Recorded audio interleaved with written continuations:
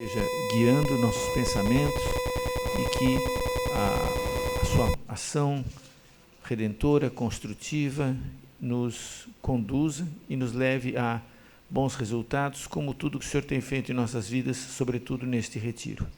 É em nome de Jesus que nós oramos. Amém. Tá bom, gente. Então, vamos... Se vocês quiserem chegar mais perto, não sei, aí é mais frio, mais quente, alguma coisa? Vocês, assim, não quero entrar num conflito climático com ninguém, que já estou cansado disso, mas se quiserem chegar mais perto, vai ser bom. Vamos falar um pouquinho sobre o tema que colocamos aí, é casamento, comunicação e cura, mas evidentemente é uma provocação, né, para a gente pensar um pouco no casamento como um local de desenvolvimento espiritual, de crescimento, de cura até das nossas dificuldades. E, para começar, eu justamente queria ir para um texto de Filipenses. Abre sua Bíblia lá comigo. Filipenses, capítulo 2. Isso.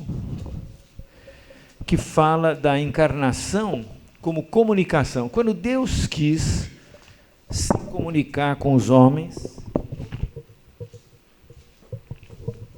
da forma mais precisa possível, aquela comunicação com menor ruído, com maior capacidade de compreensão por parte de quem era o objeto da comunicação, ele se encarnou, né? No princípio era a palavra que estava com Deus, a palavra era Deus. Ela estava no princípio com Deus, todas as coisas foram feitas por intermédio dela, sem ela nada do que foi feito se fez. E a palavra se fez carne e armou a sua tenda entre nós, não é? Então, essa ideia de Jesus vir aqui, a palavra vir aqui para comunicar, é justamente o que eu estou vendo nesse texto de Filipenses 2. Vamos ler comigo lá, capítulo 2, versos 5 em diante. Tenham entre vocês o mesmo modo de pensar de Cristo Jesus, que, mesmo existindo em forma de Deus, não considerou ser igual a Deus como algo... não considerou ser igual a Deus algo que devia ser retido a qualquer custo. Pelo contrário, ele se esvaziou, assumindo a forma de servo, tornando-se semelhante aos seres humanos e reconhecido em figura humana. Ele se humilhou, tornando-se obediente até a morte e morte de cruz. Por isso também Deus exaltou sobremaneira, ele deu o nome que está acima de todo nome, para que ao nome de Jesus se dobre todo o joelho, nos céus, na terra e debaixo da terra, e toda língua confesse que Jesus Cristo é Senhor, para a glória de Deus Pai. Então, nesse esquema aí, que está aqui nesse gráfico, né, justamente, Jesus é a comunicação de Deus. Ele representa justamente a imagem de Deus, mas ele vem e faz esse V, não é? É tão importante esse V da comunicação divina. Deus se rebaixa, Deus se esvazia, Deus deixa aquilo que lhe é próprio, que lhe é, por direito ele é, mas ele deixa, e não só deixa de ser a imagem de Deus, ele assume a imagem de servo, a palavra é escravo, né? E humilha-se a si mesmo até a morte, e morte de cruz. Não era qualquer morte, é a morte de cruz, que significa a morte da dignidade, porque a pessoa fica nua, pendurada naquele negócio, sem controlar as funções fisiológicas, se borrando todo, se contorcendo com dificuldade total para respirar, para qualquer coisa. Então, a morte de cruz mata não só a vida, mata a própria memória, a pessoa. É uma anulação completa do ser, não é? E Jesus entrou nessa morte, mas aí ele foi agraciado por Deus com o nome. O nome é o nome de Deus, Yahweh, é o nome Senhor. E todo joelho no universo, céu, terra, debaixo da terra, na cosmovisão deles, o universo, o mundo, todo mundo, vai dizer: esse é o Senhor, esse é o exaltado, é o soberano do universo. Isso é teologia, mas é um jeito de entender como que a palavra prometida se tornou revelada, como que Deus resolveu se comunicar conosco. Agora, a gente sempre fala, teologia é para a vida, teologia não é para sei lá, divertimento teorético, né? Exercício de um xadrez intelectual, uma coisa assim, não, é uma coisa. E aí o apóstolo Paulo, que escreveu isso aqui, é um missionário, é um pregador, é um pastor, é um homem que cuida de comunidades. Ele certamente, embora citasse uma história cheia de teologia, ele está pensando na prática. Que prática? Olha o versículo 5. Qual que é a proposta do verso 5?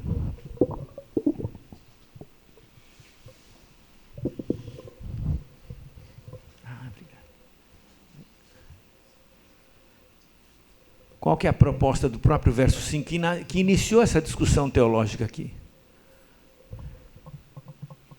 Seja a atitude de vocês a mesma de Cristo Jesus, para a gente imitar. Exatamente, para imitar. E aí, imitar em que momento? Na comunicação. Aí o texto anterior justamente fala, eu adaptei, deixei a imagem mais ou menos igual para a gente brincar, mas olha só, leiam comigo capítulo 2, versículos 1 a 4. Esse texto foi escrito para uma igreja em conflito. Não sei se você lembra da história por trás da carta aos Filipenses, mas se não lembra, eu vou contar agora. Na carta aos Filipenses, lá no capítulo 4, lá no fim, né? Quando a gente pensa que o assunto está terminando, é ali que vem as coisas importantes, né? Aquelas conversas assim, né? Que no fim a pessoa fala, né? Uma coisa importante, porque é muito grave falar logo no começo. Irmã Evódia, irmã Sintique, parem de brigar. Pensem concordemente no Senhor. E você aí, meu companheiro, ajude as duas a se darem bem, não é? Tem uma conversa assim, havia um conflito dentro da comunidade. Duas senhoras importantes, provavelmente senhoras que tinham uma relativa influência em certos círculos, estavam em conflito. Conflito é a coisa mais comum na sociedade greco-romana da época, porque era o esporte predileto, competir, né? Que nem hoje em dia, né? O pessoal fica competindo, né? É a mesma coisa, só mudou, né, a tecnologia, mas a competição é a mesma. Então, o Paulo diz, não vai dar. Aí essa carta toda vai dando elementos para chegar naquele conselho com embasamento de fé, com embasamento. Porque pedir para alguém se comportar de um jeito, sem dar poder de Deus para aquilo, é um fracasso, né? Então, primeiro vem o poder. O poder do quê? Do Evangelho. Aí depois o Evangelho potencializa o conselho que for compatível com o Evangelho. E aí ele diz, capítulo 2, versículo 1, portanto, se existe alguma exortação em Cristo, alguma consolação de amor, alguma comunhão do Espírito, se há profundo afeto e sentimento de compaixão, então completem minha alegria, tendo o mesmo modo de pensar, tendo o mesmo amor e sendo unidos de alma e mente. Não façam nada por interesse pessoal ou vaidade, mas por humildade, cada um considerando os outros superiores a si mesmo. Não tenham em vista somente os seus próprios interesses, mas também o de outros.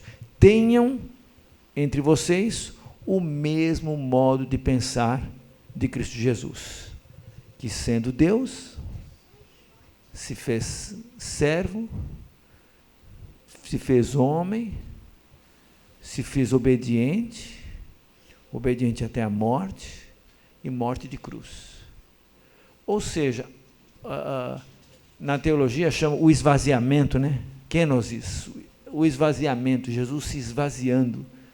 E não é teologia, é comunicação cristã para a igreja. Isso aqui vale para uma reunião de pessoas que você não escolhe quem entra ou quem fica, não é? Talvez em alguns grupos existe isso, mas na nossa Irmandade a gente não faz votação, vamos aceitar fulano ou não, né? Não existe por aí, viu? Eu não queria brincar sobre isso, nem a crítica, mas assim, mas no Novo Testamento e no nosso meio, ninguém escolhe, né? Quem vai entrar? Ele entra, ele se converte a Jesus, não é? Ele é batizado, ele nasce de novo, é meu irmão, né? Se nasceu, não é isso, na família, nasce um sujeito lá, poxa, por que entrou na família? Meu pai e minha mãe tiveram, agora tem que aguentar a criatura, né? Nasceu aqui, né? Tem o sobrenome igual, come a nossa comida, usa minhas roupas, né? É muito ruim isso. Então, mas o ponto é que a gente, na igreja, nós não escolhemos quem vai ser nosso irmão, Deus diz, né? Agora eles são irmãos, né? E aí Paulo diz, dá para vocês viverem assim. Na comunicação, não vai para o seu lado, não faz do seu jeito, faz do jeito do outro, né? Tem o mesmo amor, unidos de alma, não considere, não tem em vista o seu interesse, mas também o dos outros, veja o que o outro quer, né? Como é que eu vou saber o que o outro quer? É um processo de encarnação.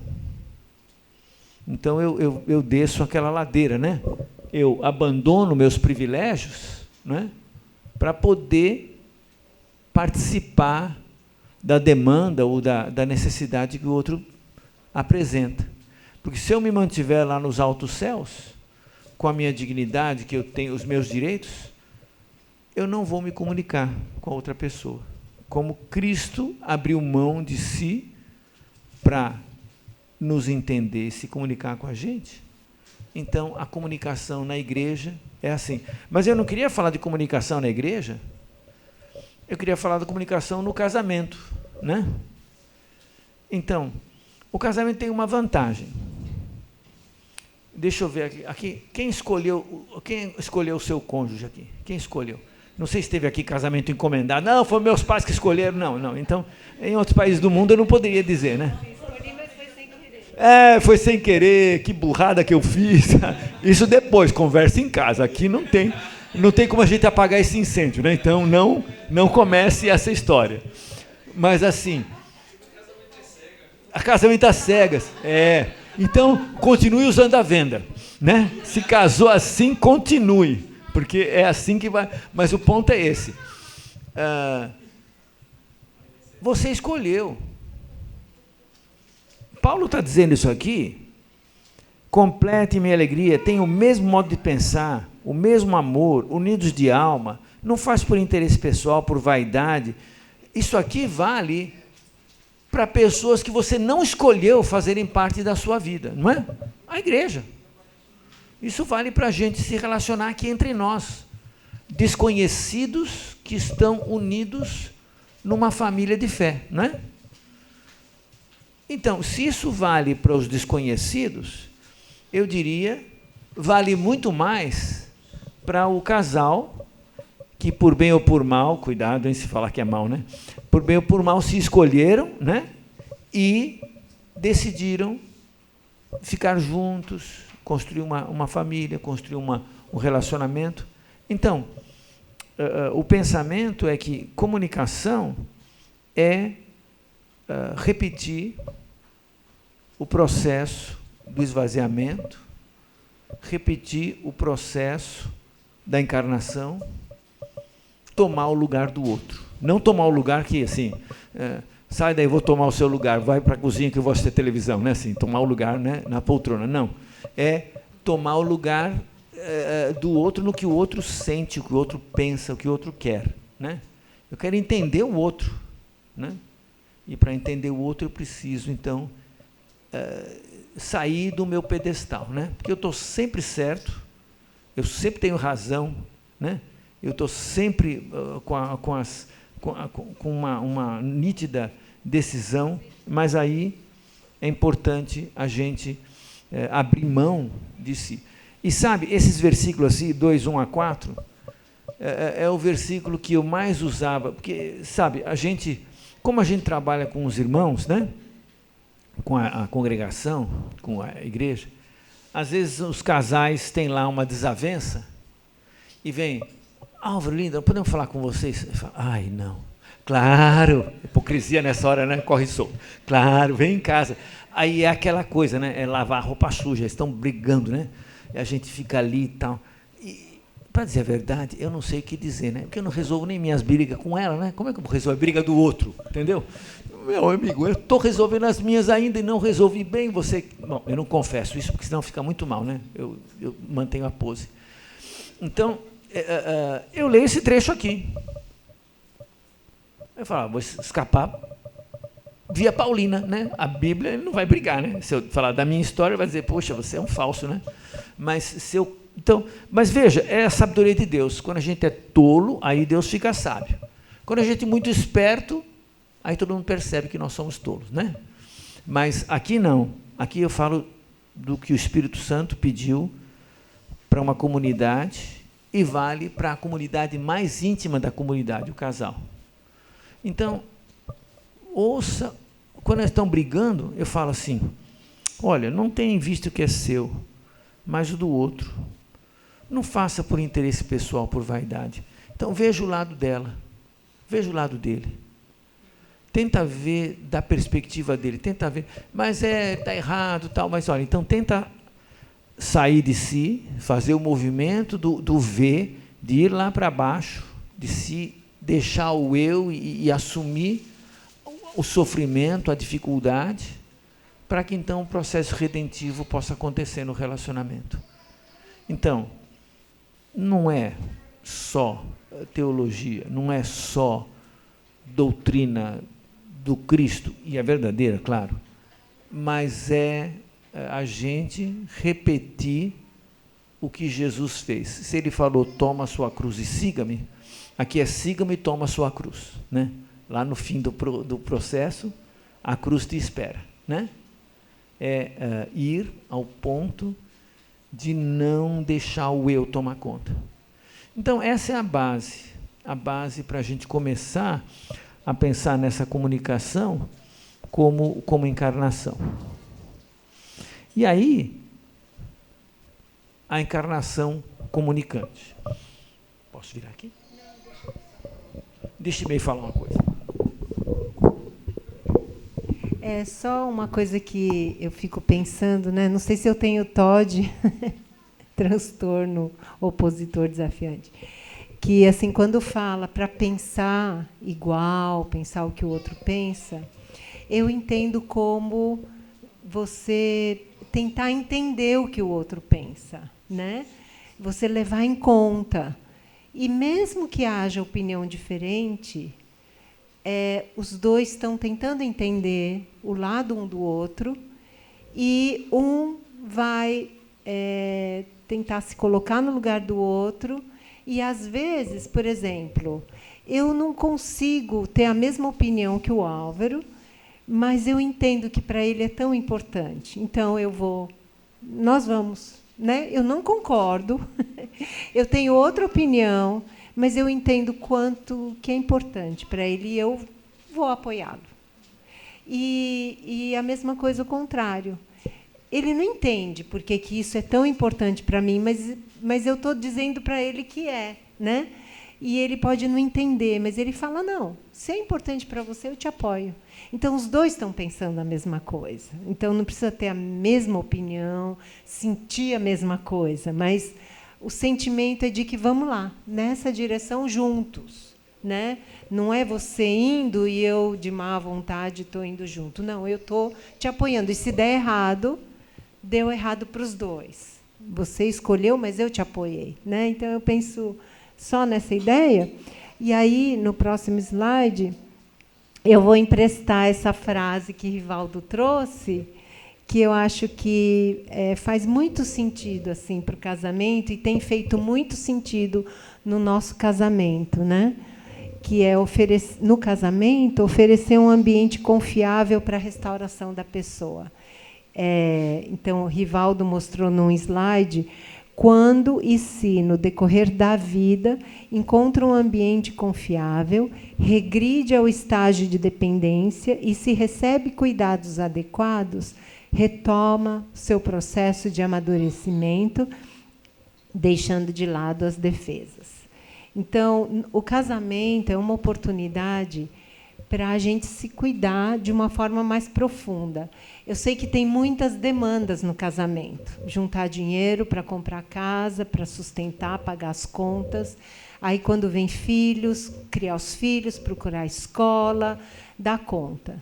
E toda aquela conquista, aquele romance, muitas vezes vai ficando para trás, porque a gente está correndo atrás de tantas demandas novas, né? Mas uma demanda nova é a gente cuidar desse ser que está ao nosso lado, que a gente realmente não conhece tão bem assim. Nem a gente se conhece tão bem. A gente vai se revelar na medida em que o ambiente do casamento, do lar, for um ambiente confiável, onde a gente pode desmanchar um pouco das cascas de defesas que a gente acumulou ao longo do tempo, expor, né, fazer o caminho inverso de Adão e Eva, que se vestiram para se esconder, e a gente vai podendo se expor cada vez mais e expor coisas que nem a gente sabia que era daquele jeito, né? Então, tem gente que não suporta quando o outro faz voz de criança, se comporta como criança, né? Mas, às vezes, uma brincadeira é a gente descobrir como é que o outro era quando criança. E assim, tanto eu como o Álvaro, às vezes a gente fala, mas era assim? Você era assim quando criança? E ninguém te dava atenção? Não, ninguém dava. Ah, então eu vou dar, né? Ou o contrário. Então, um ser para o outro o que a pessoa cuidadora não foi, né? E a gente poder cuidar daquela criança carente, né? A gente se cuidar naquela criança carente que a gente ainda é, a gente cuidar do outro naquilo que o outro sentiu falta. E então isso pode ser feito no casamento, né? Através do amor e do perdão, que também a gente está aprendendo, né? Então, a gente se casa porque está apaixonado, porque a outra pessoa é aquilo que a gente queria para a nossa vida para sempre. Ao longo dos anos, a gente vai descobrindo que aquela pessoa não é tão perfeita, e nós também não, mas com amor e com perdão e com várias outras características e fruto do Espírito Santo, a gente vai mantendo aquele casamento com amor e perdão, e também com essa comunicação que abre pontes para ver e compreender o outro, e também com conversas aparentemente pequenas que vão trazendo grandes resultados. E a gente vai experimentar um pouco disso agora com um exercício muito simples, que é de comunicação. Aí a gente vai fazer o seguinte. Eu acho, né? Não sei, mas eu acho que no dia a dia a tendência é não parar para conversar coisas pequenas, quase assim inúteis, mas são através dessas conversas inúteis que às vezes a gente conhece mais o outro, descobre coisas que a gente nem imaginou, e a conversa passa a ter um teor assim leve, lúdico. Muitas vezes a gente conversa quando tem que resolver. E quando a gente tem que resolver coisas, geralmente são pesadas, são grandes problemas. Mas naqueles pequenos problemas e detalhes, o casamento ganha leveza, ganha ludicidade. E aí a gente vai fazer um pouco dessa experiência. Então, nós temos uns cartões aqui, e cada casal vai receber um cartão. E aí, uma pessoa vai pegar o cartão, ler para a outra, se quiser, se não quiser, pode pedir outro cartão. Aí a outra pessoa responde a pergunta que está no cartão, do jeito que quiser, quanto tempo quiser, como quiser.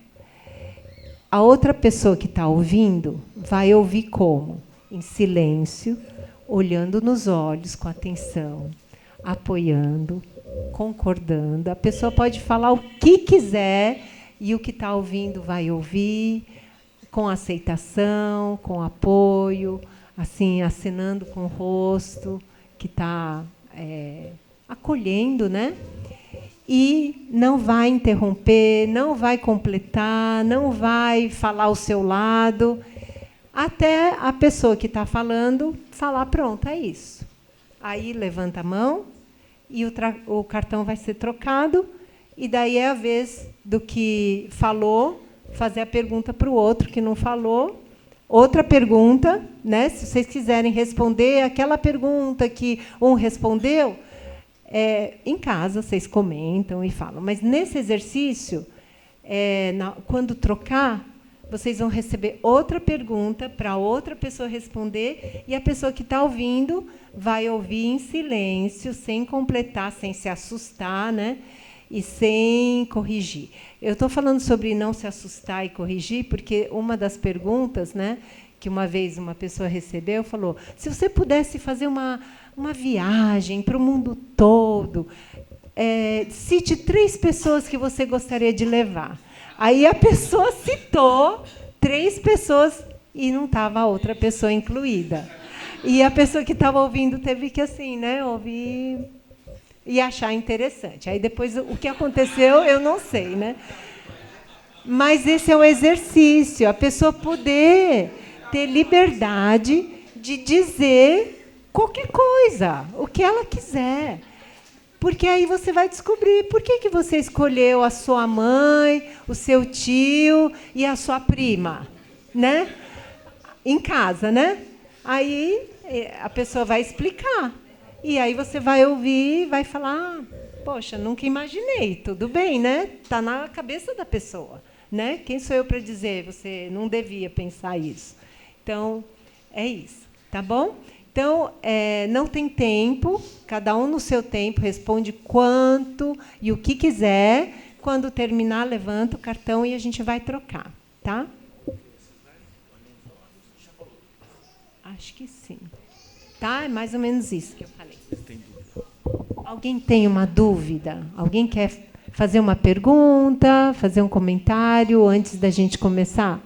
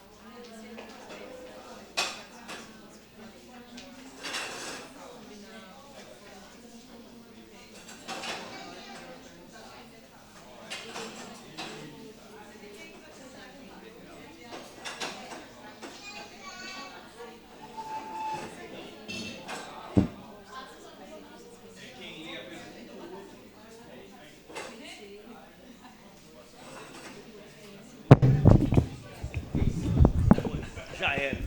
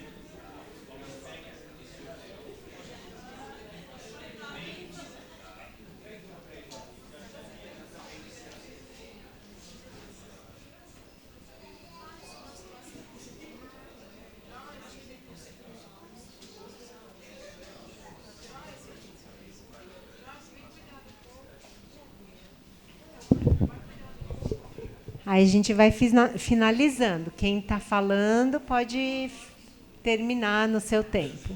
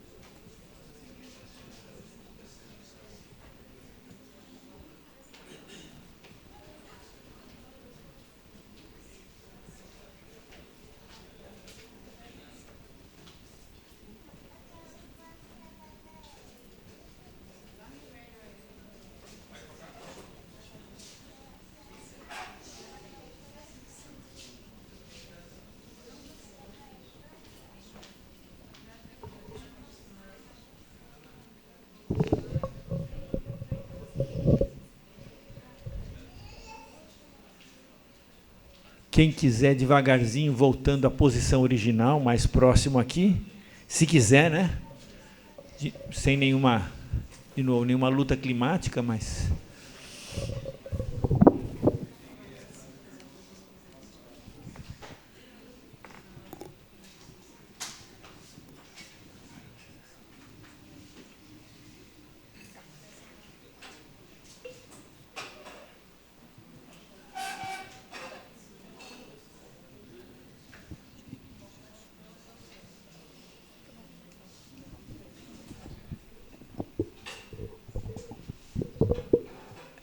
Todos sobreviveram?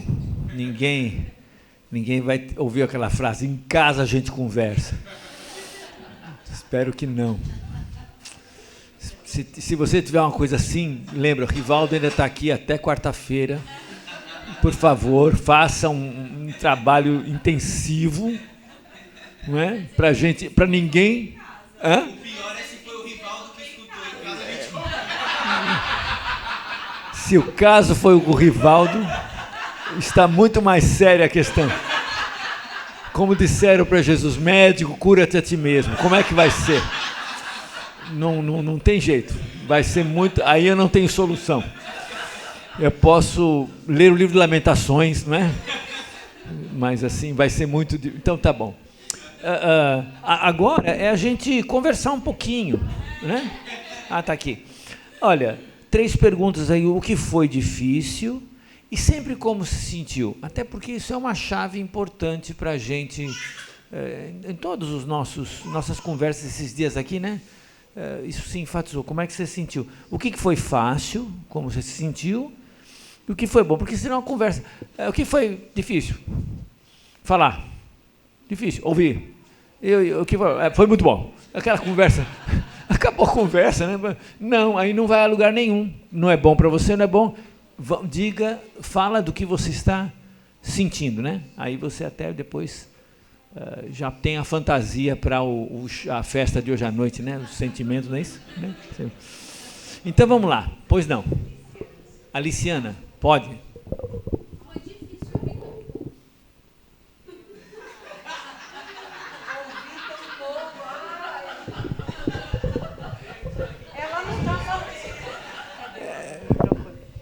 Olha só a sutileza. Ela não está falando do marido, ela está falando como foi difícil para ela ouvir tão pouco.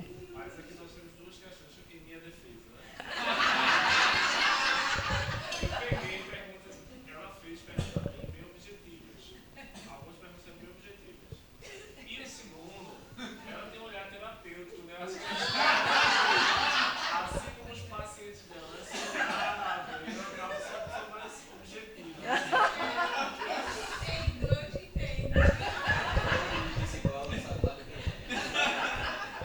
A mulher, o homem chega em casa, né, depois daquele dia, como é que foi o serviço? Foi bom. Ah, como é que foi a reunião dos mulheres? Ah, foi muito bom, a Aliciana veio, nós estávamos lá conversando, blá, blá, blá. 3 horas de relatório. Essa, não, desculpe. Não era pra falar. Ou então é assim, né? Ela está perguntando e vai me analisar? Não vou falar, não. Mas então, foi difícil ouvir tão pouco, ela queria ouvir mais. Que mais que foi difícil? O que você sentiu, Aliciana, em ouvir tão pouco? Ai, eu fiquei meio angustiada, queria ouvir mais. Pra mim foi uma pergunta tão complexa, tão assim, pra ele, inclusive, ter falado tanto a minha opinião, explorado tanto, e resumiu em, acho que 10 palavrinhas. Como assim? Vou falar mais. Aquilo me angustiou muito, mas eu precisava fazer uma cara de paisagem. Eu me consumindo por dentro. Então, foi difícil, porque você, da sua parte, você esperava uma resposta mais longa e veio uma resposta mais curta. Então, isso foi difícil para você. Você queria ouvir uma resposta mais longa e veio uma resposta curta. Aí você ficou angustiada porque você tinha que aceitar uma resposta mais curta quando você esperava uma resposta mais longa, né? Exato, eu achei que ele ia falar mais das emoções dele, de como ele se sentiu realmente com aquilo. Mas como ele é professor, então ele quase que me ensinou alguma coisa. Quase como se eu fosse aluna dele, sabe?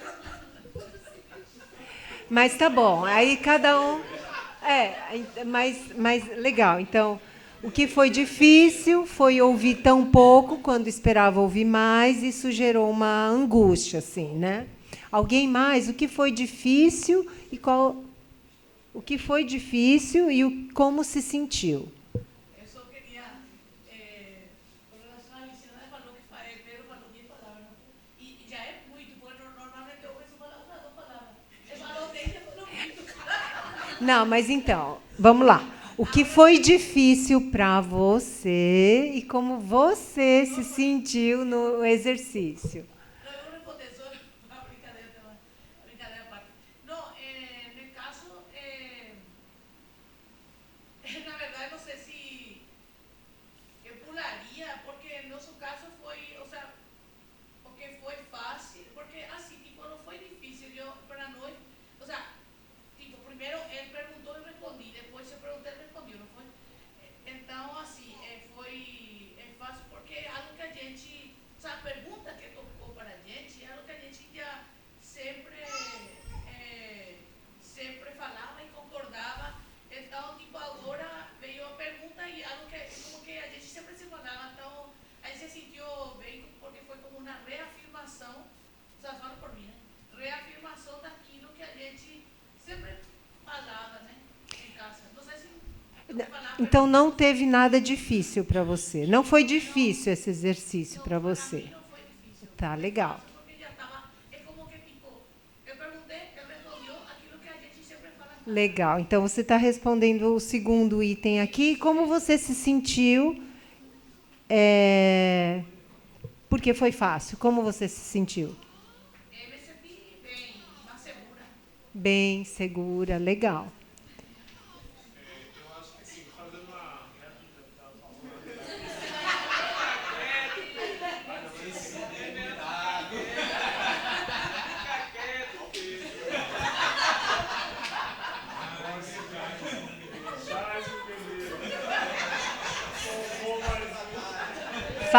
Fale, Pedro, fale. O que foi difícil para você e o que sentiu? Eu acho que assim, algumas perguntas, nós temos, acho que 5 perguntas. Já como eu sou metodista e respondo rápido, ganhamos os 5 papéis, eu acho. Mas eu acho que algumas das perguntas, acho que a primeira e uma terceira pergunta, eu acho que foi uma dela. Eu acho que muitas vezes nós, quando ouvimos algo que nos remete a um passado ou algo familiar, às vezes é como se fosse uma caixinha de Pandora, né? Você pega uma coisa e as outras emoções vão ouvindo. Então acho que a gente acaba sendo seletivo na na hora de ir em busca dessas emoções. Acho que a gente vai até onde a gente sabe que pode ir. Porque às vezes quando a gente puxa, né, ela cai um ciscozinho no olho dela, quando ela falar algo familiar e dizer, pai, vamos parar por aqui. Né? Porque eu acho que acaba remetendo a uma situação de infância, de família, que muitas vezes a gente não quer rememorar. Né? Acho que é uma forma de... uma carapaça, como Álvaro falou ontem, né? São cascas que a gente vai construindo. Rivaldo. Rivaldo falou ontem. São, acho que, carapaças, né? Armaduras que nós vamos, cascas que nós vamos criando e que muitas vezes a gente tenta não voltar a remeter aquela emoção. Né? Legal. E aí foi quando a gente estava orientando ela. Bora lá, pergunta, né? Porque remeteu a ela algo familiar, de infância, etc. Acho que o mais difícil, geralmente, lidar com aquelas emoções é quando ela nos remete às coisas do passado, da infância. Entendi. Pode se tornar algo mais... Acho muito bom. E aí, o que você sente quando remete às coisas do passado e fica relembrando coisas assim? Eu acho que depende muito da nossa percepção hoje, né, de como nós estamos emocionalmente, né? Pode ser algo que a gente relembre e não nos traga mais dor, sofrimento, né? E foi uma aprendizagem. Ou pode ser algo que realmente nos traz um desconforto. Muitas vezes a gente nega, né? Essa ida ao passado, né? Você nega o que você sentiu ou tenta mudar o foco para não ir em busca daquilo, né? Uhum. O que eu senti foi que foi muito bom, porque assim, apesar de ter sido algo que era dela, mas eu percebi que chocou a ela e aquilo, é como o senhor diz, é uma saudade, né? Então quando a gente fala algo e ela não conseguiu me responder, aí eu até meio que quebrei a pergunta, porque isso se remete a isso, né? E eu percebi que ela ficou bem assim. Ele foi meu psicólogo. Aí você vai começar a terapia, se eu parar por aqui. Tá. Então, olha só, o que foi difícil para o Pedro é quando via que a pergunta levava a esposa a umas memórias dolorosas, então isso ele queria interromper, né? Assim, tá bom.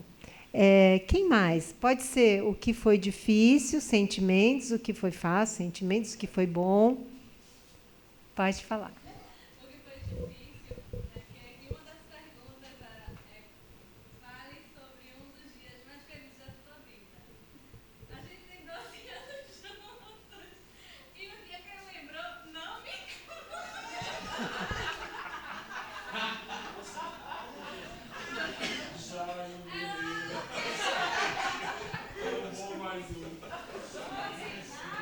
Então, o que foi difícil é que a gente tem 12 anos juntos e o dia mais feliz da vida dele não incluiu a esposa, né? E vocês vão conversar depois. Mas e aí? E o sentimento que você sentiu, Tassiano? Oi? Me sentiu excluída.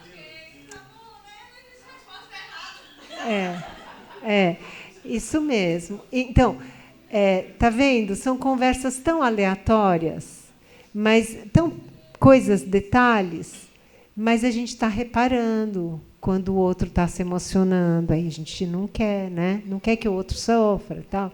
Aí, tá me excluindo, né? Aí a gente também não, né? Fica desconfortável. Mas olha que interessante, né? Aí, ó, tem o direito à réplica ali.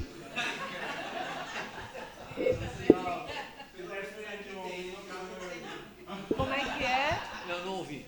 Mas é porque a pergunta, sei lá, foram muitos dias felizes. Eu tenho uma característica que eu não consigo escolher um só, são muitos. E aí a resposta, a primeira coisa que eu queria foi um período muito jovem, nem conhecia ela ainda. Então eu fui e respondi esse dia como um dos dias mais felizes. Se eu pudesse estender um pouco mais os dias, eu ia dizer o dia da minha cereja que eu vi para vocês.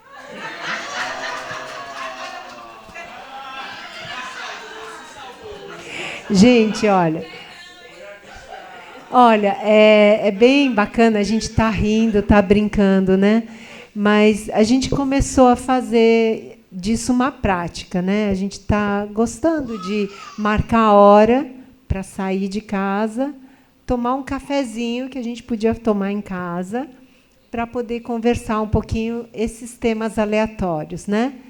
E aí um tem falado para o outro coisas que são surpreendentes, assim. E a gente está descobrindo coisas um do outro que a gente não imaginava, né?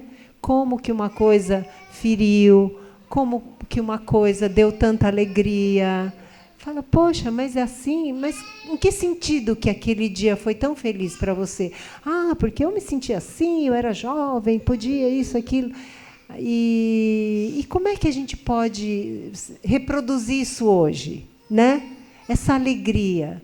Será que tem como? Aí a gente vai pensando em possibilidades, né? Porque depois de 40 anos juntos, na verdade a gente está, a gente ficou juntos assim uns 4 anos num namoro, numa tentativa de namoro e num namoro assim já pensando em casar, e estamos completando 40 anos de casamento agora em maio, né?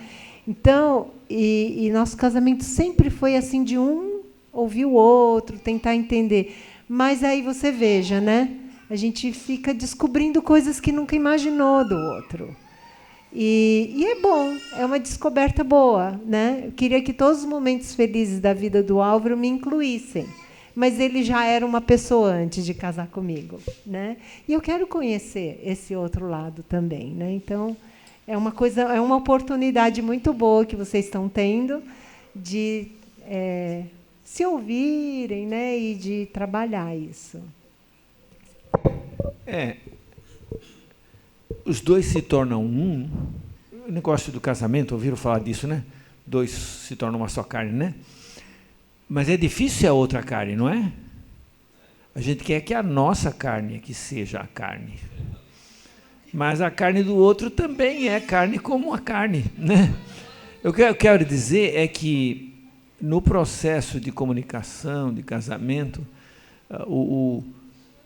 esse processo de ouvir o outro, acolher o outro e deixar o outro ser o que ele é o mais difícil mesmo, né? O que existe por aí muitas vezes não é casamento, é associação, né? É assim, cada um, né? Só são sócios. Hã? Tem o que manda e o que obedece, de vez em quando tem a revolução, o outro obedece e aquele manda, né? Mas aí depois golpe de Estado e aí a coisa vai, né? Isso toda republiqueta sabe como é que é, mas o ponto é que não é esse o modelo da Escritura. O modelo da Escritura é uma só carne, não apenas nos sentidos, em todos os sentidos, físico, sexual, emocional, espiritual, mas esse momento de que uma troca de conversa boba me faz participar do que não é meu e não me diz respeito, e até certo ponto me exclui, mas agora é meu, porque, né, faz parte dela, se é dela, é meu, e mesmo que humanamente eu sinto, poxa, mas, né, não me colocou nesse jogo, mas tem aí alguma coisa que eu posso absorver e aprender, né? Então vale a pena enfrentar essas diferenças. Quem mais? O que foi difícil, o que foi fácil, o que foi bom, o que você sentiu?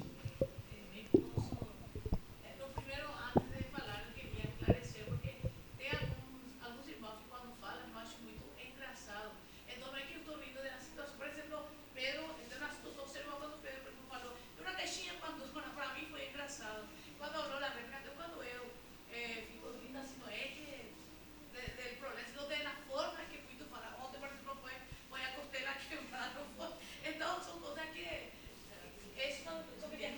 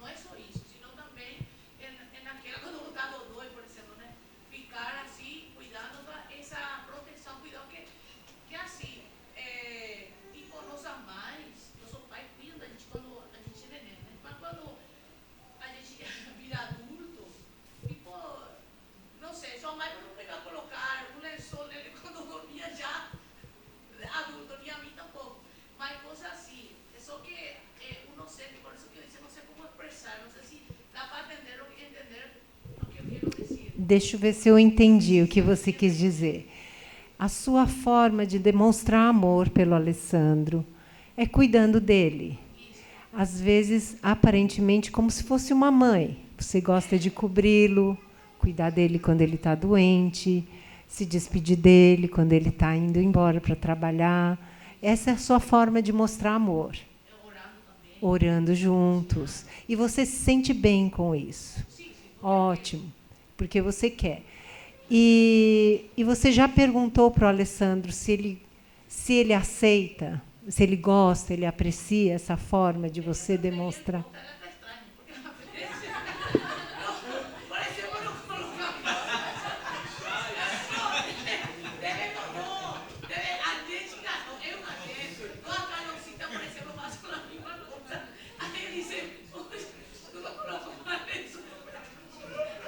Não entendi.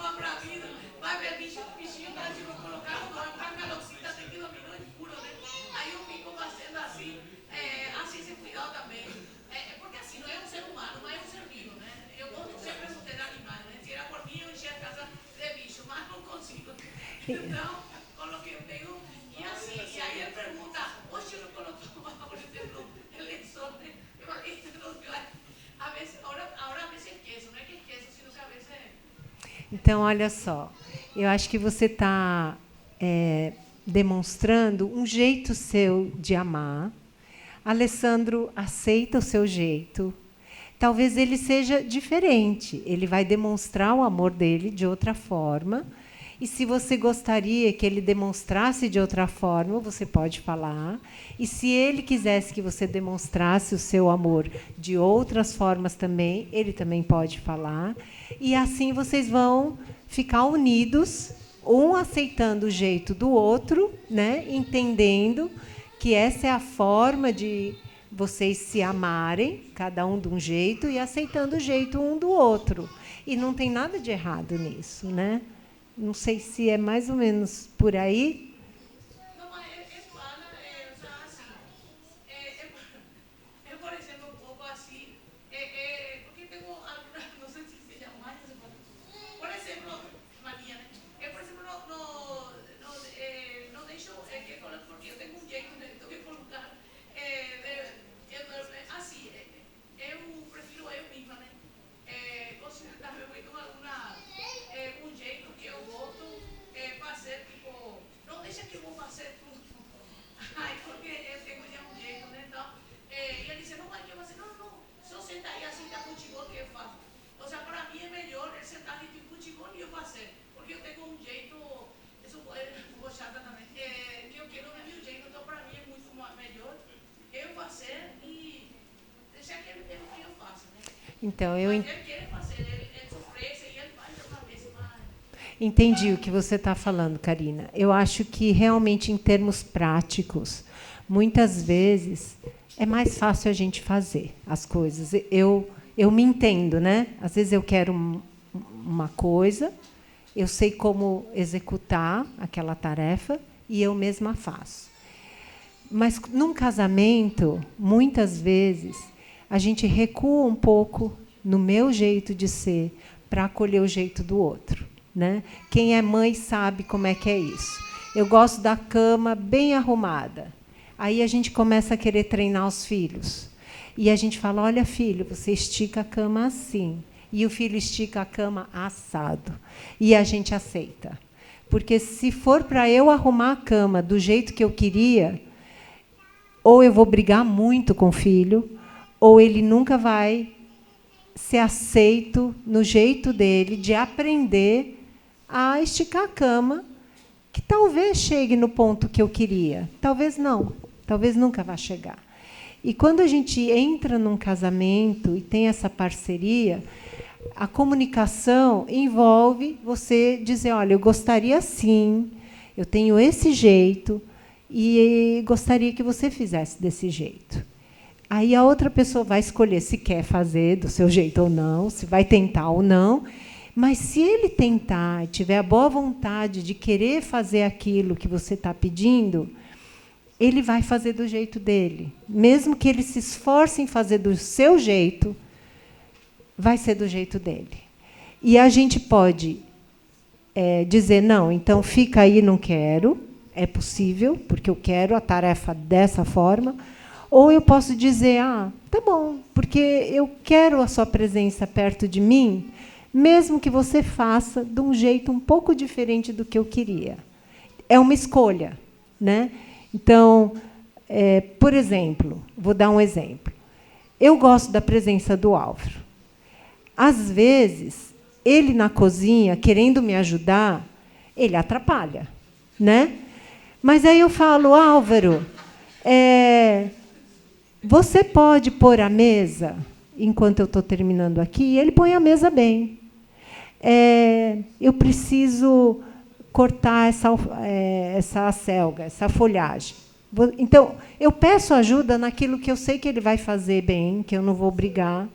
Ou então eu peço para ele ficar lá na cozinha, trabalhando no computador, enquanto eu estou cozinhando. Mas não, fica lá, para lá, enquanto eu faço aqui, porque eu não quero ele longe. Se ele está se oferecendo, querendo ficar perto de mim, eu quero acolher. O que você gostaria de fazer? Aí ele fala, eu queria aprender a cortar galinha, né? Aí eu, misericórdia, né? Vai cortar tudo errado. Mas aí eu falo, então vai fazendo que eu vou dando as dicas, né? E ele faz assim, errado, né? Mas aí eu aceito, porque a galinha vai ficar cozida do mesmo jeito, a gente que vai comer, e tudo bem, né? Porque senão eu vou ficar sozinha. Eu vou acabar ficando sozinha, porque ele nunca vai fazer as coisas do jeito que eu queria. Então, isso sou eu. Mas eu acho que cada casal pode descobrir o seu jeito de viver bem, porque eu acho que o alvo é viver em paz. E, assim, né? Os dois se entendendo, pensando a mesma coisa, ficando bem juntos. Aí vai descobrir como, né? Só para concluir essa parte, porque só para esclarecer, né? Não é que eu queira longe, mas porque eu penso assim, meu trabalho dele é muito estressante, porque no trabalho dele, praticamente todo o serviço que ele sobra para ele, né? Que a maioria dos colegas não sabe fazer, esse daqui, então já sei que ele já está estressado pelo trabalho. Então é uma forma que eu quero que ele descanse, tipo, eu sei que ele gosta de futebol, a TV só se assiste para futebol, porque eu não gosto de novela nem de TV, a gente casa só para futebol. E é uma forma que eu encontrei que eu posso, assim, eu quero que ele fique tranquilo e ele gosta disso e tal. E como é que assim, aquele negócio, por exemplo, agora, de que a gente, por exemplo, ele quer limpar a gaiola. E eu decía, eu todos los días limpo, não, deixa eu vou servir agora a comida, eu vou limpar, eu vou fazer tudo. Aí eu disse, mas eu queria também, não, pode ficar tranquila assim, e ele gosta, não fica ruim por ficar assistindo futebol, porque é tudo o que ele queria. Mas, assim, ele gosta disso, e ninguém briga por isso. Ou seja, não é porque quero ele longe, sino porque é uma forma que eu sei que ele gosta, ele se desestressa, e eu tenho um jeitinho de fazer que é mais por esse lado, mas não sei se está errado, eu tenho que fazer que ele faça. Aí vocês vão conversando, e aí a gente vai... Assim, vocês vão conversando e vão acertando, né? Bem rapidinho, para não tomar muito tempo. Eu estava falando com a Alice agora, tem aquele livro de Gary Chapman, né? Cinco Linguagens do Amor.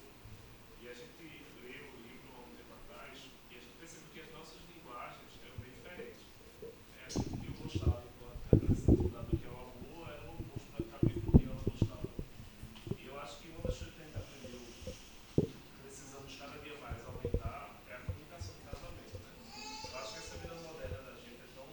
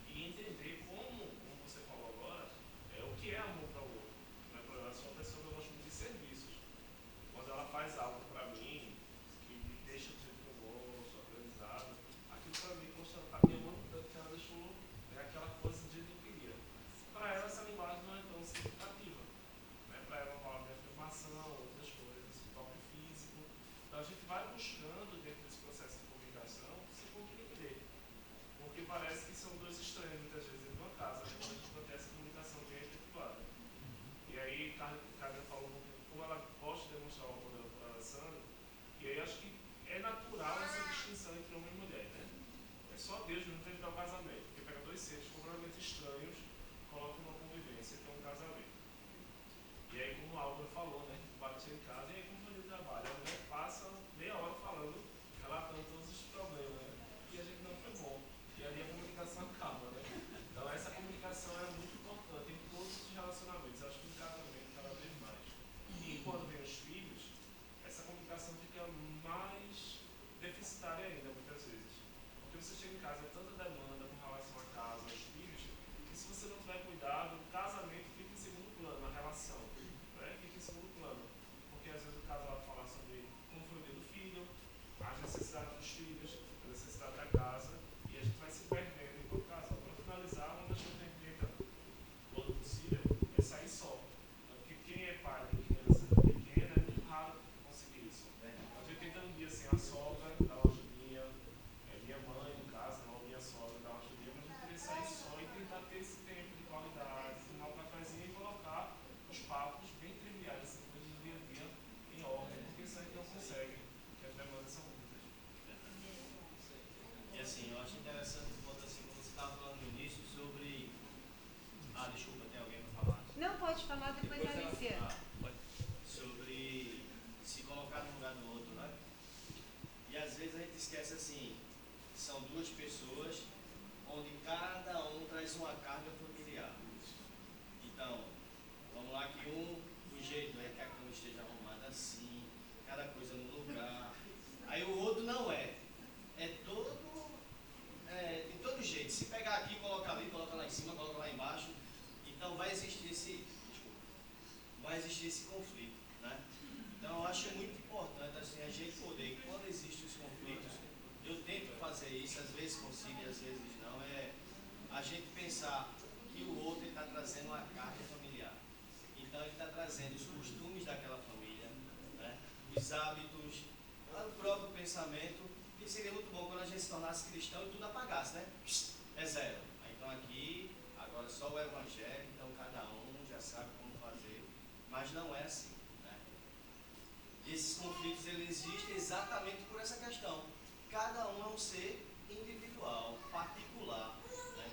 Então, quando você falou essa questão de se colocar no lugar do outro, eu vejo muito também a gente pensar, às vezes, como o outro responde, que talvez para ele, eu digo para mim, né, não é uma coisa agressiva ou forte, mas para Inês pode ser.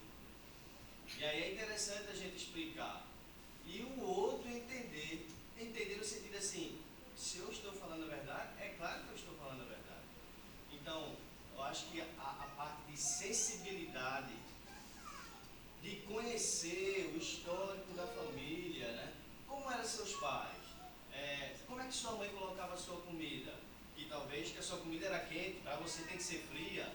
E essas coisas, nesses pequenos detalhes. Então a gente resolveria muitos pequenos conflitos, na verdade, se a gente se colocasse nessa forma empática, né?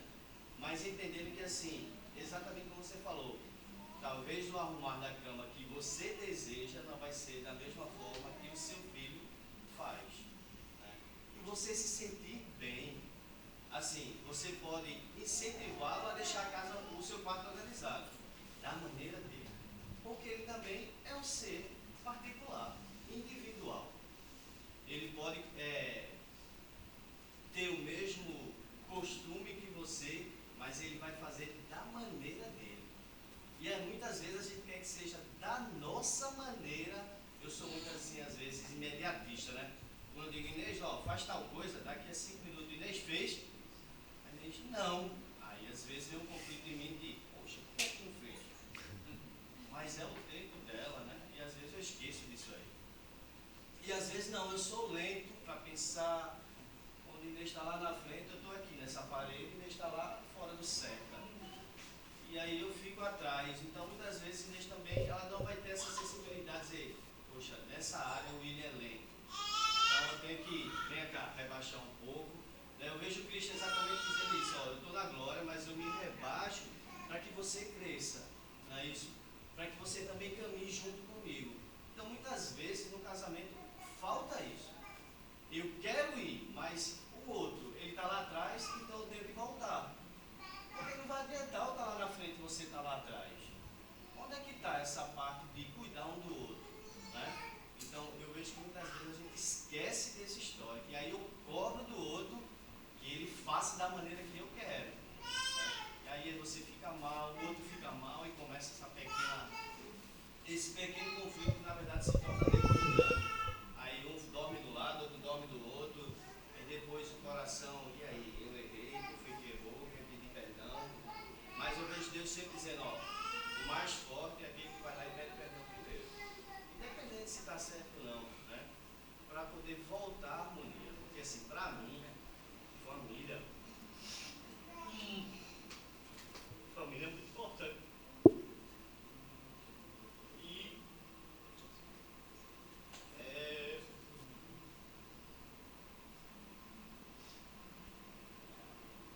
eu acho massa chegar em casa e tá a minha família, né?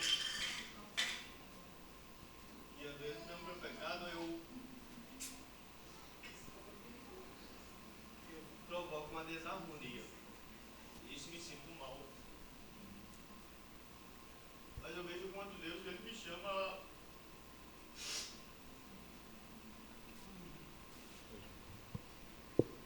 a poder me perdoar, né? E recomeçar, né? E fazer de novo. Quantas vezes for necessário, que vale a pena. Então eu não tive uma família ideal. E eu sei que muitos também não. Conflitantes, né? Eu tive a ausência de pai, isso me dói muito.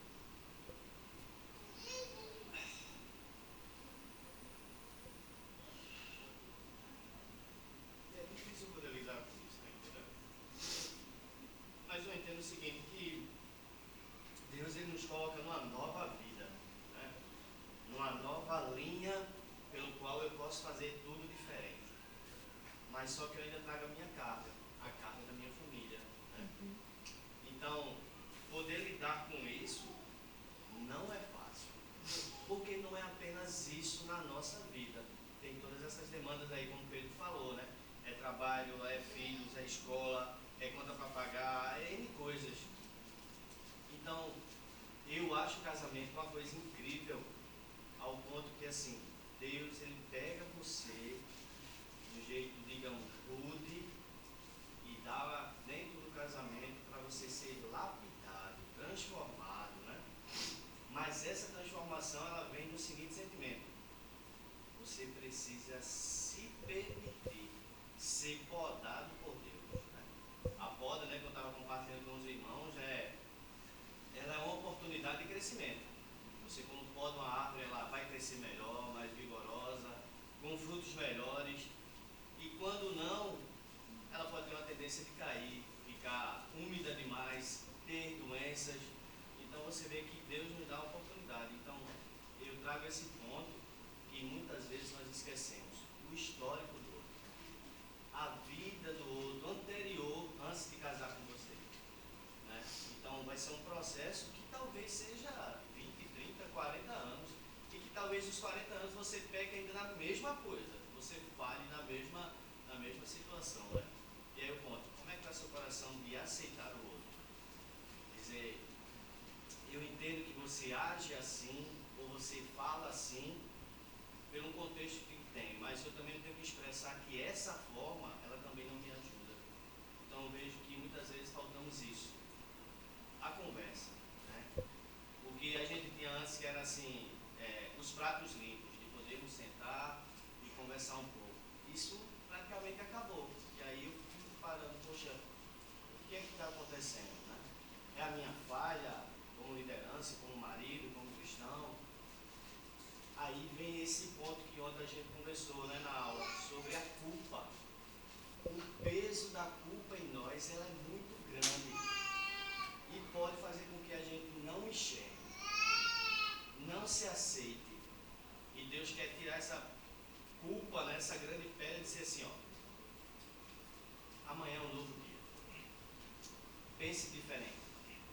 Renove as suas ideias, né? Renove seus pensamentos. Cuide de você, cuide também da sua esposa cuide dela e cuide do seu marido, né?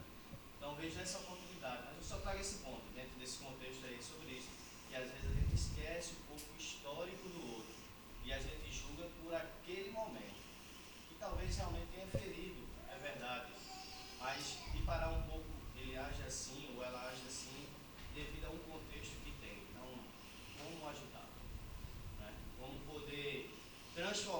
esse momento ruim em um momento prazeroso, um momento alegre, transformador.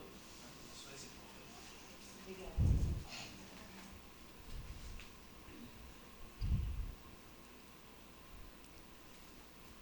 O antigo Israel não tinha um credo.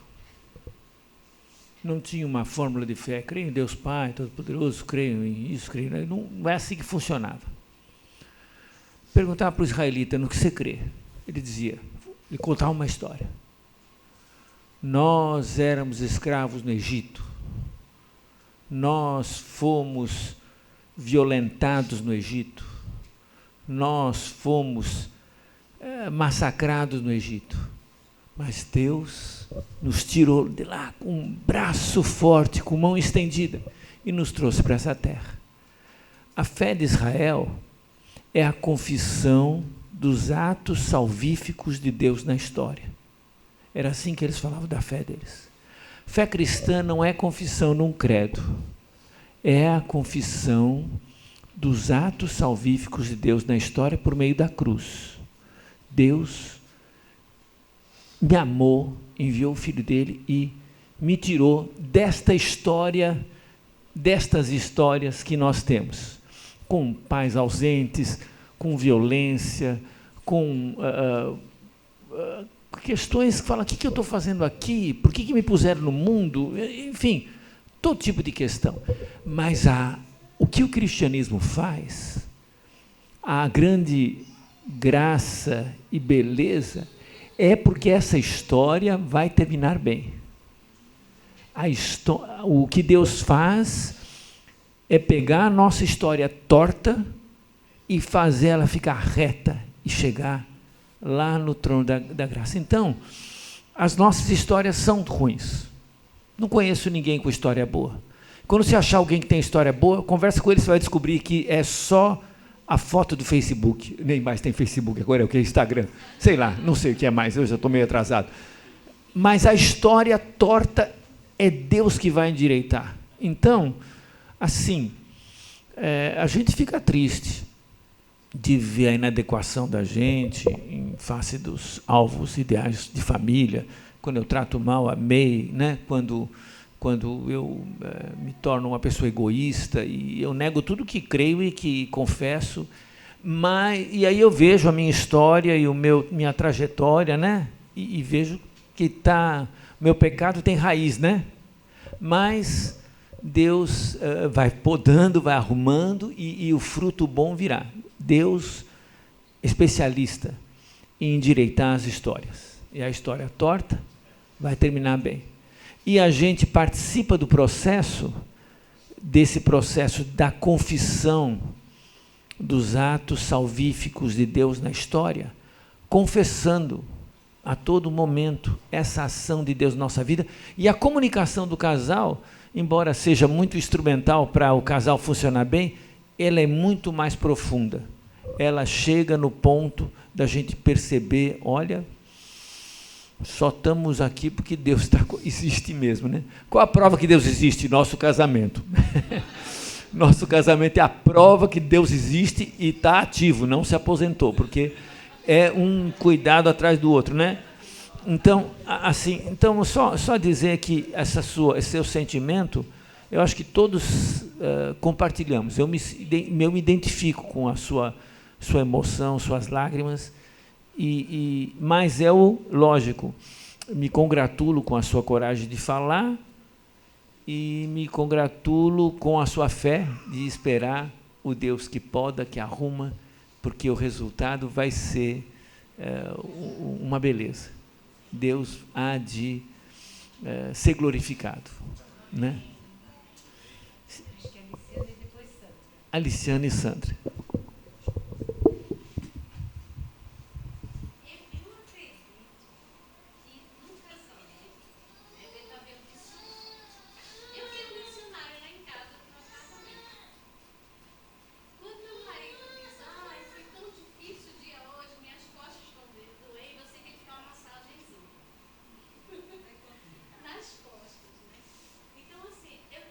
A gente, em alguns momentos, eu percebo que eu preciso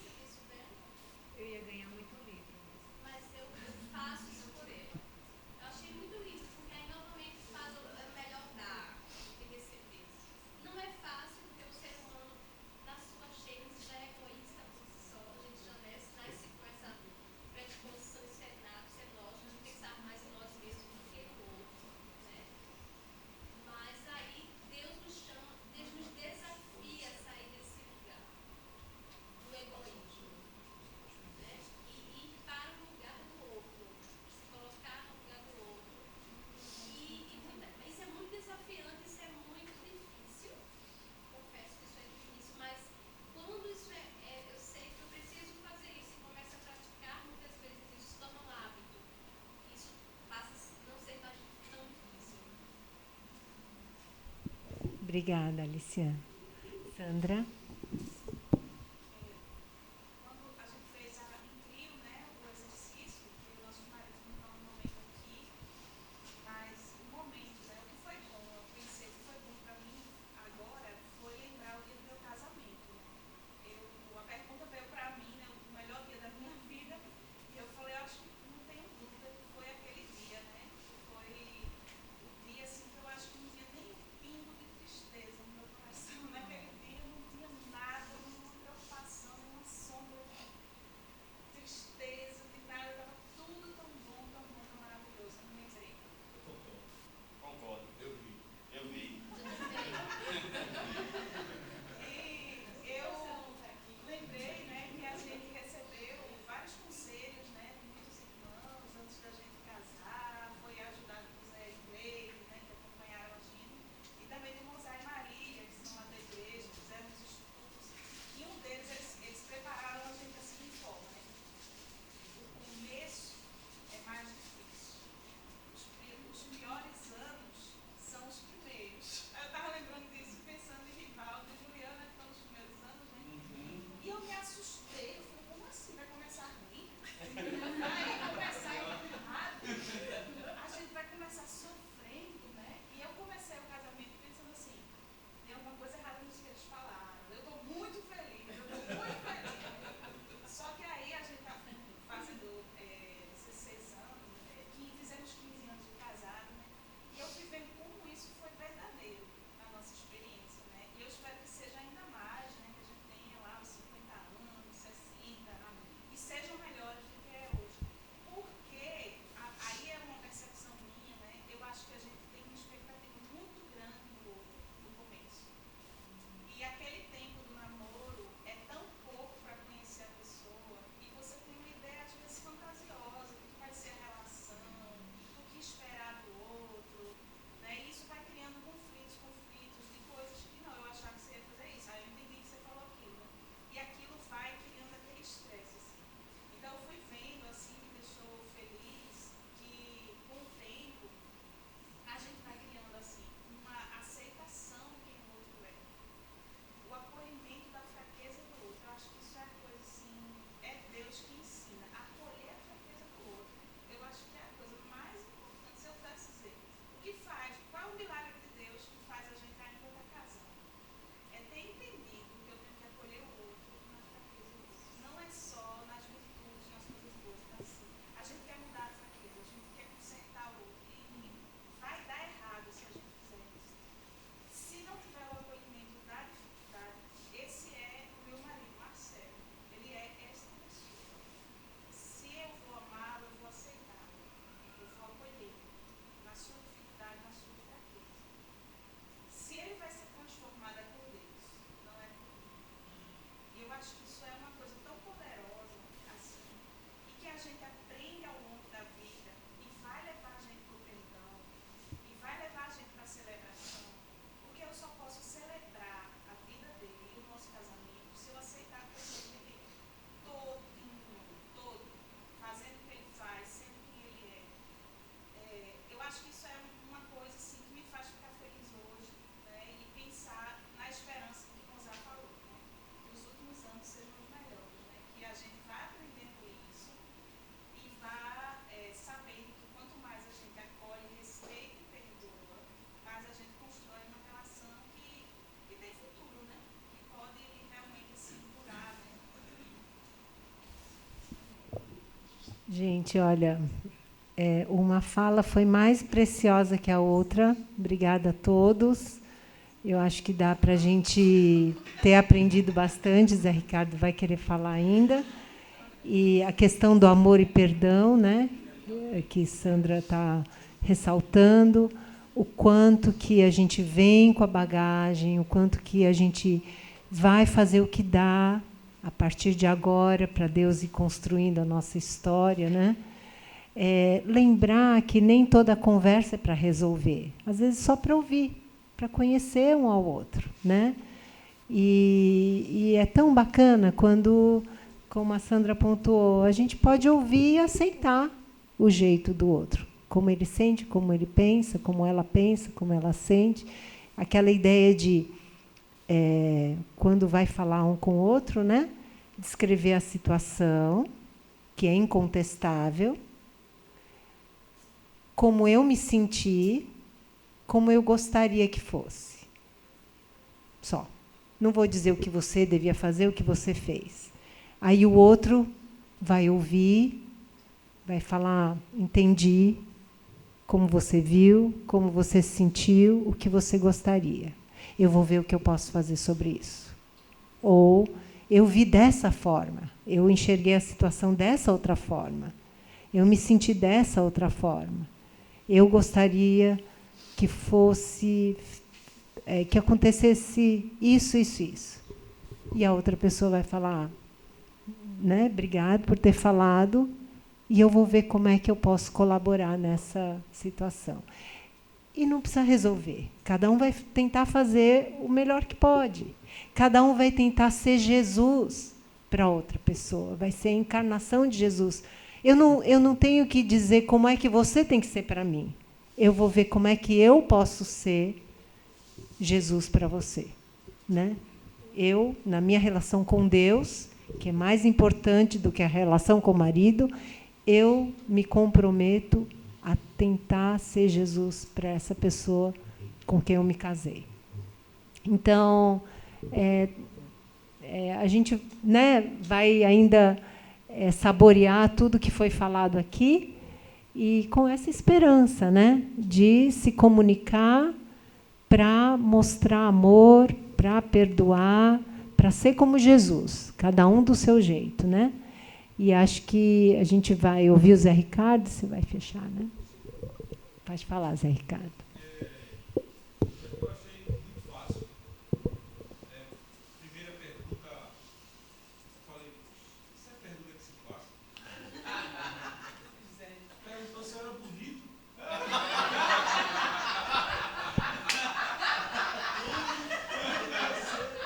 Quando você se sente bonito, sempre.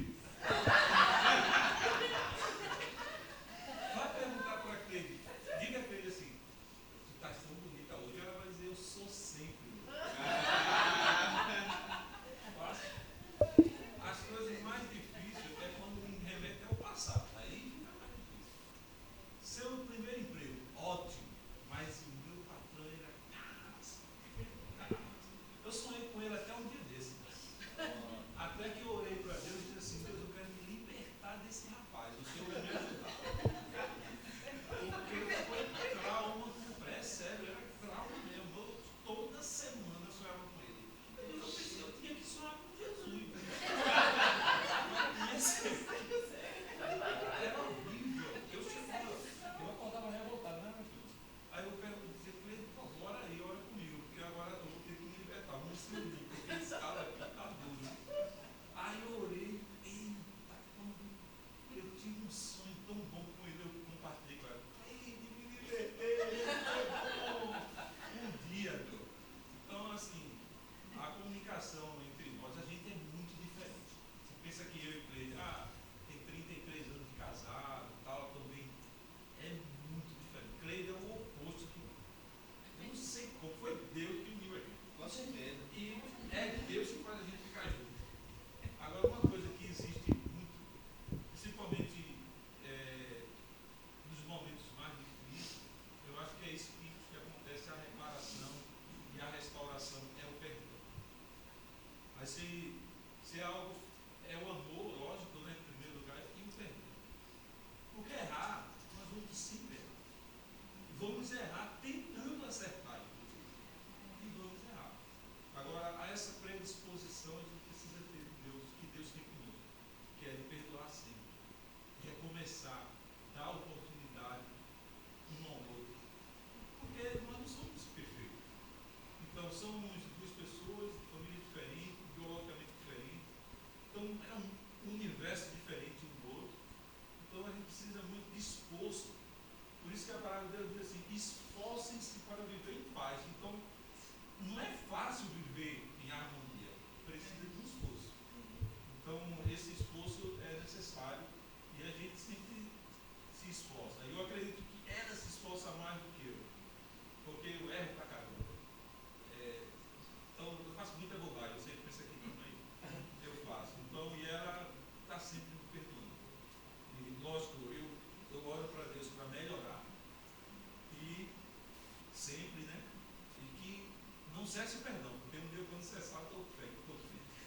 traz um guerreiro, né?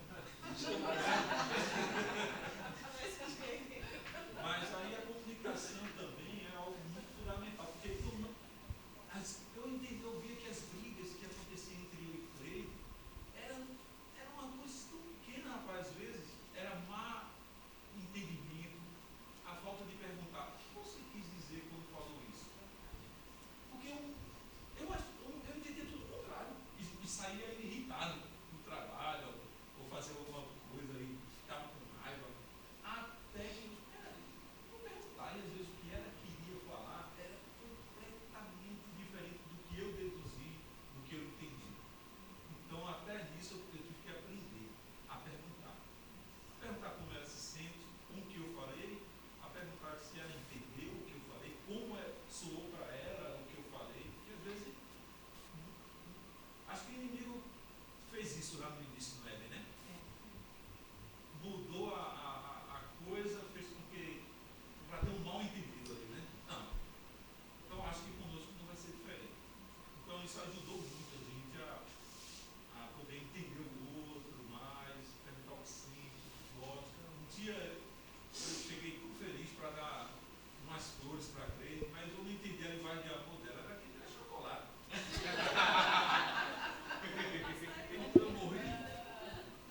Eu morri. Você falou flor para mim? Sério?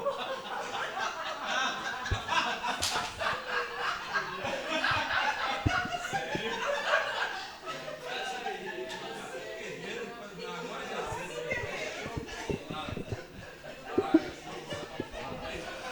Olha, Zé Ricardo, tem várias coisas. Bom, agradecer todo mundo. Quando a gente vê que existe um animal como o ornitorrinco, já viram um ornitorrinco? A gente tem certeza que Deus é um pouco piadista, não é? Aquele animal é muito estranho, parece feito com as sobras dos outros, né? Não sei se era feijoada animal, né? Assim, bico de pato, pé de não sei o quê, cauda.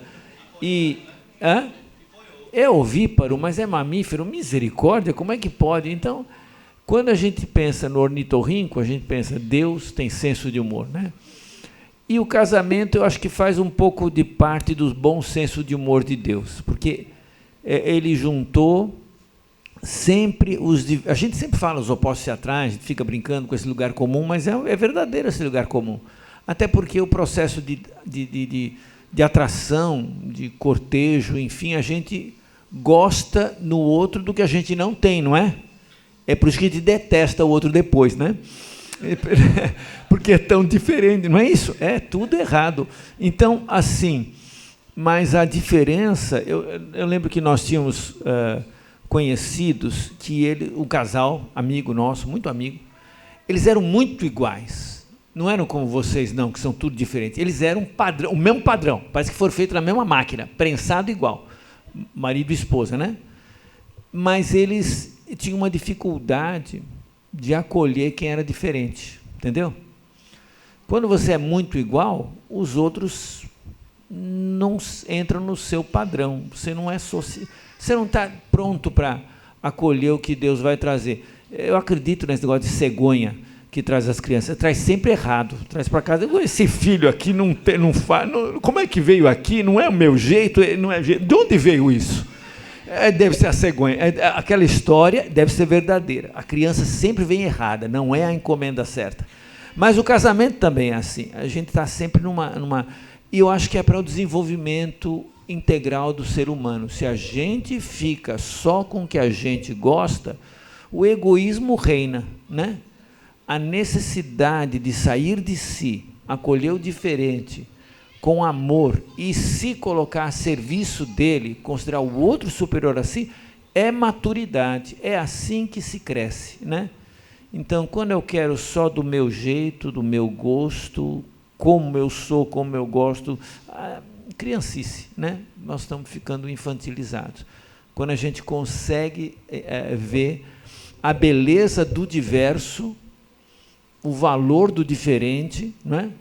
A riqueza daquele que não é, ou daquela que não é exatamente como eu, aí então se cresce. Por isso que o amor heterossexual tem essa vantagem, né? O amor homossexual, na verdade, é uma simplificação, é um egoísmo, né? É um corte, porque eu, na verdade, sou eu e eu. São dois eus ali, né? Dois masculinos ou dois femininos. Esqueceu, é difícil lidar com o sexo diferente, porque o jeito dela é diferente do meu. Eu nem sei como é que é, não sou mulher, né? Então, é muito mais complicado. Mas essa diferença orgânica, sexual, é para tudo. O temperamento dela, a cabeça dela, a alma dela, tudo é diferente também. Não é só o corpo, não. Então, essa diferença é a riqueza, é o oferecimento de Deus para uma riqueza, de, por meio da comunicação, de buscar né, o jeito do outro, eu tentar dar vazão ao meu lado feminino. E ela dá vazão ao lado masculino dela. Eu entender a mulher e a mulher entender o homem, aí nós somos ser humano. Né? Deus criou o homem à sua imagem. A imagem de Deus criou, homem e mulher os criou. Né? A humanidade é homem e mulher. A gente, então, tem no casamento uma experiência de humanidade que não é possível ter sem essa aceitação das diferenças, da riqueza que existe na diversidade. Mas que é engraçado, né? Que é um ornitorrinco, Vamos terminar com uma oração. Você quer falar uma coisa, amor? Eu conheci um senhor, ele e a esposa dele faleceram há menos de um mês atrás. 60 e tantos anos casados. Você conhece o Norton, lembra o Norton? Howard Norton? Ele foi professor no seminário, acho que te deu aula de alguma coisa. É um senhor lá. Ele estava casado há 60 e tantos anos com a esposa, dona Jane, eles sempre eram muito unidos. Perguntaram para ele, senhor Howard Norton, o senhor está casado há 60 e tantos anos, como é que conseguiu isso? Duas coisas. Primeiro, não divorcie. Segundo, fique vivo. Então, eu desejo que vocês cumpram os 2 mandamentos do Sr. Norton, né? E vocês tenham... é muito bonito, é um pouco triste, a esposa faleceu, ele faleceu semana seguinte. Assim, foi uma coisa, assim, né? E as doenças eram diferentes. Na verdade, ele adoeceu. Ele adoeceu? Ela foi para o hospital. Ele adoeceu gravemente. Aí ela adoeceu por causa do adoecimento dele. Aí ela morreu. Ele morreu em seguida. Estão lá com Jesus ainda conversando e tirando alguma conversa lá, porque é proseador ele, né? Tá bom. Vamos orar? Obrigado, Pai, porque essa conversa sobre famílias nos ajuda a entender a nossa limitação, nossa necessidade do Senhor, e também colocamos aqui no nosso desejo de amar nosso cônjuge, nossa esposa, nosso marido, cada um na sua condição. Que o Senhor nos ajude, Pai, a ouvir a voz do outro, a tentar entender a posição do outro, o ponto de vista do outro, e assim o Senhor seja glorificado nos casamentos e a alegria do casamento se cumpra nos nossos casamentos. Obrigado, Pai.